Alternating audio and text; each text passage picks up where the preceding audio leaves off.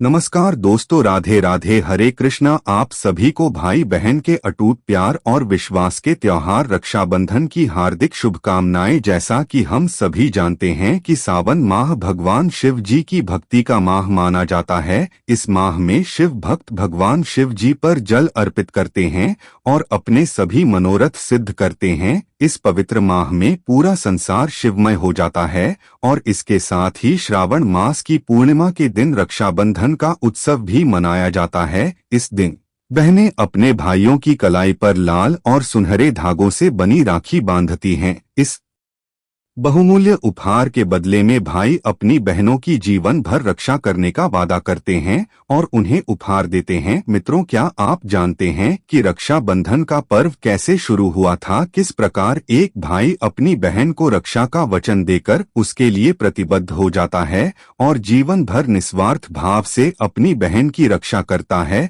दोस्तों, आज हम आपके लिए धार्मिक ग्रंथों से रक्षाबंधन पर्व की एक पौराणिक कथा लेकर आए हैं, जिसका श्रवण आप सभी को कराने जा रहे हैं, जिसे सुनकर आपको रक्षाबंधन पर्व का असली महत्व समझ में आएगा। मित्रों, अनादिकाल से ही देवताओं और राक्षसों के बीच स्वर्ग लोक को लेकर बहुत सारे युद्ध लड़े गए। दानव हमेशा इसी कोशिश में लगे रहते थे कि कैसे वे स्वर्ग लोक पर कब्जा कर सके। इसके लिए वे कठोर तपस्या करते और विभिन्न प्रकार के यज्ञ अनुष्ठान करते थे और भगवान ब्रह्मा विष्णु महेश से वरदान पाकर देवताओं पर आक्रमण करते थे, जिसके बुरे परिणाम देवताओं को सहन करने पड़ते थे। मित्रों, एक बार राक्षस कुल में दानवों के राजा बलि का जन्म हुआ था। वह राजा विरोचन तथा देवांत था और विष्णु भक्त प्रहलाद का पौत्र भी था। भक्त प्रहलाद ने अपने पौत्र के अंदर दयालुता और श्रद्धा भाव पैदा की और उसे दान धर्म का ज्ञान भी दिया। इस कारण राजा बलि बहुत दानवीर भी था। उसके द्वार पर जो भी कोई कुछ मांगने आता था वह उन्हें खाली हाथ वापस नहीं लौटा आता था। बलि ने आगे चलकर अपने दादा प्रहलाद की असुरों वाली गद्दी संभाली। मित्रों, राजा बलि भगवान शिव जी का परम भक्त था। उसने शिव जी को प्रसन्न करके अनेक सिद्धियां प्राप्त कर ली थी। एक दिन दानवों के राजा बलि ने 100 यज्ञ पूरे करने के बाद चाहा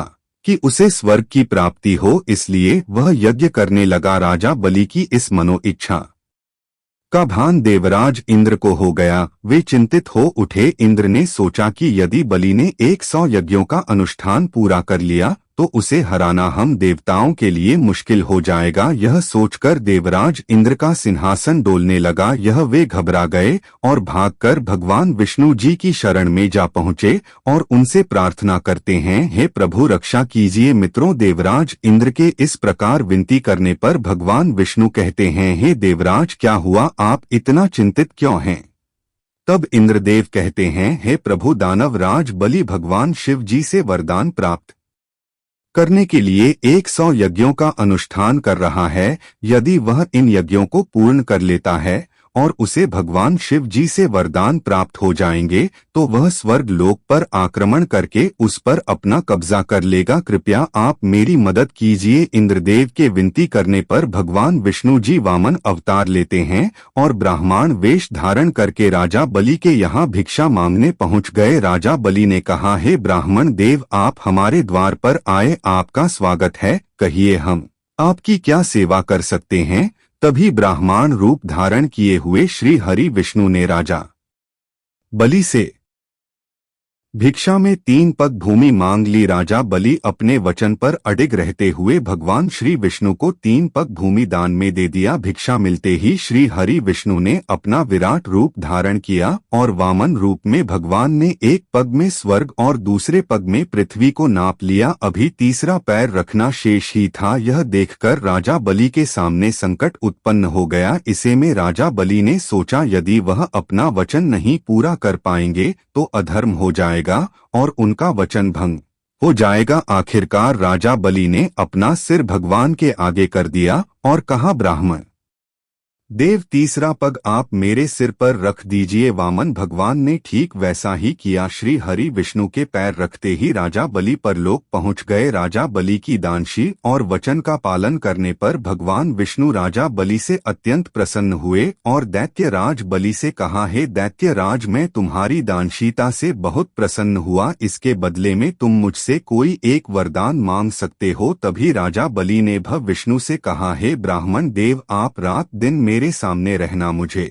यही वरदान चाहिए। मित्रों, भगवान श्री हरि विष्णु को अपना वचन का पालन करते हुए वैकुंठ लोक को छोड़कर राजा बलि का द्वारपाल बनना पड़ा। यह सब देखकर माता लक्ष्मी चिंतित हो गई और इस समस्या के समाधान के लिए वे भगवान भोलेनाथ के पास कैलाश पर्वत पर पहुंच जाती हैं। माता लक्ष्मी को कैलाश पर्वत पर देख भगवान शिव जी ने कहा, क्या हुआ देवी, आप इतना चिंतित क्यों हैं? कहिए, कैलाश पर किस प्रयोजन से आना हुआ? तभी माता लक्ष्मी कहती हैं, हे देवाधिदेव, पाताल लोक में दैत्य राज बलि स्वर्ग लोक पर कब्जा करने के लिए 100 यज्ञों का अनुष्ठान कर रहा था। यह बात इंद्रदेव को पता चली तो वे भयभीत हो गए और भगवान श्री हरि के पास आए। तभी भगवान श्री हरि ने वामन अवतार लेकर ब्राह्मण का रूप धारण किया और दैत्य राज से 3 पग भूमि मांगी और राजा बलि ने 3 पग भूमि दान कर दिया। राजा बलि की इस दानशीलता से प्रसन्न होकर भगवान श्री हरि विष्णु ने उसे वरदान दिया। तभी राजा बलि ने वरदान में भगवान श्री हरि विष्णु से कहा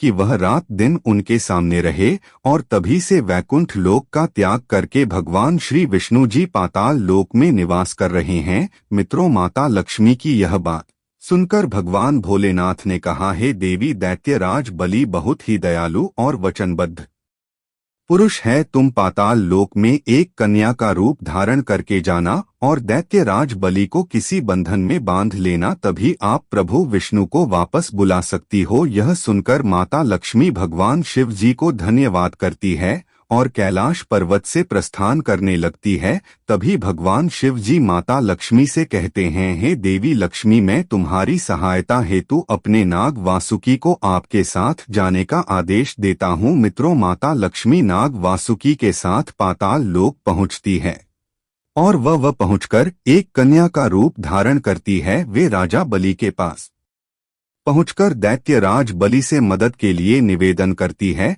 मित्रों, तभी माता लक्ष्मी के साथ में आए हुए नाग वासुकी रक्षा सूत्र में बदल जाते हैं। मित्रों, कन्या का रूप धारण किए हुए माता लक्ष्मी के इस प्रकार निवेदन करने पर राजा बलि उस कन्या की सहायता करते हैं। तभी माता लक्ष्मी राजा बलि की कलाई में रक्षा सूत्र बांध देती हैं। इस उपहार के बदले राजा बलि माता लक्ष्मी को वचन देते हैं कि वह सदैव उनकी रक्षा करेंगे और उनकी सभी इच्छा पूर्ण करेंगे। यह सुनकर माता लक्ष्मी अपने वास्तविक स्वरूप में आ जाती है और दैत्यराज बलि से उपहार स्वरूप भगवान श्री हरि विष्णु को मांग लेती है। मित्रों, माता लक्ष्मी और भगवान विष्णु को अपने सम्मुख देखकर दैत्यराज बलि अत्यंत प्रसन्न होता है और कहता है, हे माते, आज आपने मुझे अपना भाई बनाया है। यह देखकर मैं अत्यंत प्रसन्न हूँ। आज से जो भी स्त्री किसी पुरुष को सच्चे मन से रक्षा सूत्र बांधकर उसे भाई मानेगी, वह भाई अपनी बहन की रक्षा के लिए उसके इस रक्षा सूत्र में बंध जाएगा और वासुकी नाग रूपी यह रक्षा सूत्र उस बहन की सदैव सहायता करेगा। मित्रों, जिस दिन माता लक्ष्मी ने दैत्यराज बलि को रक्षा सूत्र बांधा था,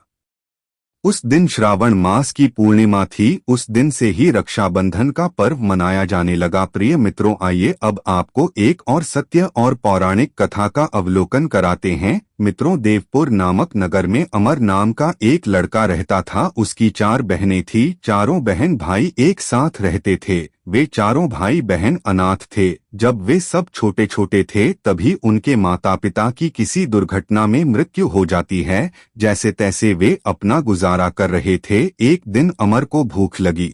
उसने अपनी बड़ी बहन से कहा, बहन, मुझे भूख लगी है। यह सुनकर बहन ने कहा, रुको भैया, मैं अभी रोटी बनाकर लाती हूँ। फिर उसने जो थोड़ा सा बचा हुआ आटा था उसकी रोटियां बना दी। सबके हिस्से में एक एक रोटी आई। मित्रों, बड़ी बहन ने सोचा मैं अपने हिस्से की रोटी अमर को दे देती हूँ जिससे वह भूखा नहीं रहेगा। बड़ी बहन ने जैसे ही अपने हिस्से की रोटी अमर की थाली में रखने लगती है, वह देखती है कि उसकी तीनों बहनें पहले ही अपनी रोटी का थोड़ा थोड़ा हिस्सा अमर की थाली में रख चुकी हैं। सभी बहनों का यह प्यार देखकर बड़ी बहन बहुत खुश हो जाती है और वह अपनी सभी बहनों को खुशी से गले लगा लेती है।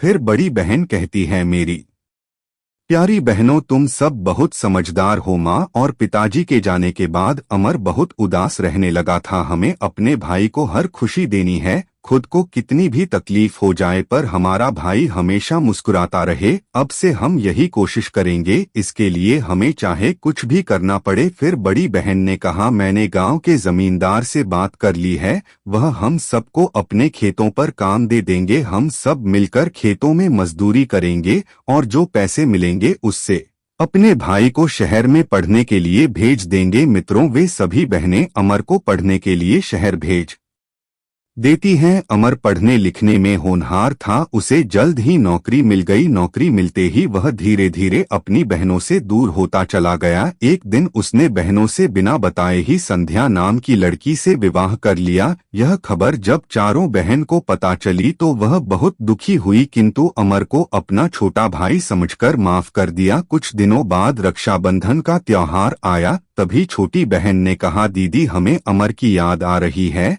तो बड़ी बहन ने कहा, बहन याद तो हम सबको भी आ रही है, क्योंकि अमर हमारा इकलौता भाई है, हम सभी बहनों का प्यारा है। लेकिन वह अब पहले जैसा नहीं रहा। जब से उसकी शादी हो गई है वह बदल गया है। तभी सभी बहन योजना बनाती कि हम अपने भाई से मिलने शहर जाएंगे। यह सोचकर वे सभी बहन अपने भाई से मिलने शहर जाती हैं। अपने भाई को अपने सामने देख चारों बहनें खुशी से रोने लगती हैं और कहती हैं, अमर आज तू इतना बड़ा हो गया है कि तूने शादी कर ली, शहर में घर भी बसा लिया और हमें बताने की जरूरत भी नहीं समझी। हम सब तेरे घर आने की राह देख रहे थे। कितने साल हो गए तुमने शहर में पढ़ाई में लगा दिए, मुश्किल से एक बार मिलने के लिए आए, ऐसा क्यों किया तुमने? तभी बड़ी बहन कहती है, तुम सब उसे कुछ मत कहो, हो सकता है उसकी कोई मजबूरी रही हो जिसके कारण वह नहीं आया। कोई बात नहीं, यह नहीं आया तो क्या हुआ, हम सब बहनें उससे मिलने आ गई। तभी अमर की पत्नी संध्या अंदर से आती है। संध्या को देखते ही चारों बहन खुश हो जाती है। फिर छोटी बहन कहती हैं, संध्या भाभी हम सब आपके लिए कुछ उपहार लाए थे, हमने सोचा पहली बार आपसे मिल रहे हैं तो आपके लिए कुछ उपहार लिए जाएं, आप देखकर कर बताओ कैसे हैं। उपहार का मजाक उड़ाते हुए संध्या कहती है, मैं इस तरह के कपड़े नहीं पहनती हूँ, यह सब तुम जैसी गांव की गवार ही पहनती हैं, हम शहर के लोग नहीं पहनते और मैं अच्छे से जानती हूँ तुम सब जानबूझकर यहाँ आई हो। तुम्हें पता है कि तुम यह एक राखी बांधकर अपने भाई से अच्छे खासे पैसे और महंगा सामान वसूल करके ले जाओगी। मैं सब जानती हूँ, तुम जैसी बहनें बहुत चालाक होती हैं। तुम सबको पता है कि अमर एक बहुत अच्छी नौकरी कर रहा है और लाखों रुपए कमा रहा है। तुम उसे राखी बांधकर बदले में बहुत सारा पैसा मांगना चाहती हो। इतना कहकर संध्या गुस्से से अंदर कमरे में चली गई। वहीं खड़ा अमर यह सब बातें सुन रहा था, लेकिन मित्रों अमर ने अपनी पत्नी को एक भी शब्द नहीं कहे कि तुम यह क्या कह रही हो, यह मेरी बहन है। मित्रों यह सब बातें सुनकर चारों बहन बहुत दुखी हो जाती हैं और उदास मन से बिना राखी बांधे घर लौट आती है। मित्रों कुछ दिन बाद अमर की सड़क हादसे में दुर्घटना हो जाती है। उसे खून की जरूरत होती है। सारे शहर में कहीं भी उसे खून नहीं मिलता। अमर की पत्नी संध्या बहुत परेशान हो जाती है। फिर एक दिन अमर के कहने पर वह गांव के जमींदार के पास टेलीफोन करती हैं और अमर के दुर्घटना की खबर देते हुए कहती है कि अमर की बहनों से बता देना कि सड़क हादसे में अमर की घटना हो गई है। मित्रों जब यह खबर चारों बहनों ने सुनी तो वे घबरा आ गई, मानो उनके ऊपर दुखों का पहाड़ टूट पड़ा हो। वे चारों बहन तुरंत शहर जाती हैं और अमर की यह हालत देखकर सारी बहनें फूट फूट कर रोने लगी। तभी अमर की पत्नी संध्या आती है और रोते हुए कहती है, दीदी उनकी हालत मुझसे देखी नहीं जा रही, आप उन्हें बचा लो। तभी चारों बहन कहती हैं, हमारे भाई को कुछ नहीं होगा, हम अपने भाई को कुछ नहीं होने देंगे। सारी बहनें मिलकर अमर को अपना खून देती हैं और कुछ दिनों बाद अमर पूरी तरह ठीक हो जाता है। मित्रों, इस प्रकार से भाई बहन के रिश्ते की जीत होती है। अमर अपनी बहनों से माफी मांगता है, दीदी मुझे माफ कर दो, मैंने तुम्हारे साथ क्या नहीं किया, अपनी बहनों को अकेला छोड़ दिया, मुझे भी माफ कर दो, मैं भी पैसों के अहंकार में अंधा हो गया था। इतना कहकर वह जोर जोर से रोने लगा। तभी सभी बहनों ने कहा, भाई हमारे होते हुए तुम्हें कैसे कुछ हो सकता है। फिर सभी बहनों ने अपने भाई की कलाई पर राखी बांधी और इस रक्षा सूत्र को बांधकर उसकी नजर उतारी और अमर ने जीवन भर रक्षा करने का वचन दिया। प्रिय मित्रों, आज की यह ज्ञानवर्धक कहानी समाप्त हुई। ऐसी ही ज्ञान से परिपूर्ण कथा कहानियों को सुनने के लिए आप हमारे इंडियन झारखंड न्यूज 99 चैनल को सब्सक्राइब कर लें। मित्रों, वीडियो देखने के लिए आप सभी का धन्यवाद।